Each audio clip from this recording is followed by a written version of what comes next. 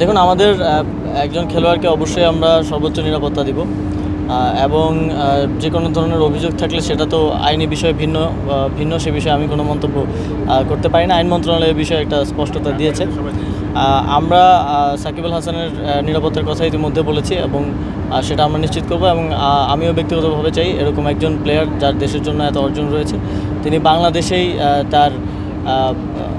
যেহেতু টেস্ট শেষ করতে চাচ্ছেন সে ফেয়ারওয়েলটা পাক, এটা আমার আশা থাকবে। আরেকটা বিষয়, যেহেতু আপনি আরেকটা মন্ত্রণালয়ে কাজ করছেন যেটা শ্রম মন্ত্রণালয়, সেটা কর্মসংস্থান মন্ত্রণালয়, এখানে বাংলাদেশি শ্রমিকরা নানাভাবে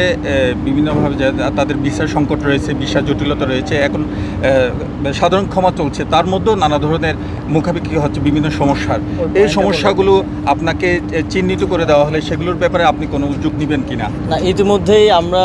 আমি আসার আগেই আমাদের যে বৈদেশিক কর্মসংস্থান বিষয়ক মন্ত্রণালয়ের যে সেক্রেটারি আছেন তার সাথে কথা বলে এসেছি যে আসলে কী সমস্যা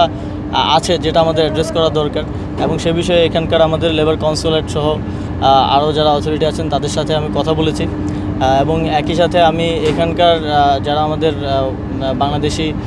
যারা কমিউনিটি আছে তাদের সাথে কথা বলবো এবং একই সাথে যারা ওয়ার্কার আছে যারা বিভিন্ন ধরনের সমস্যা ফেস করছে সেগুলো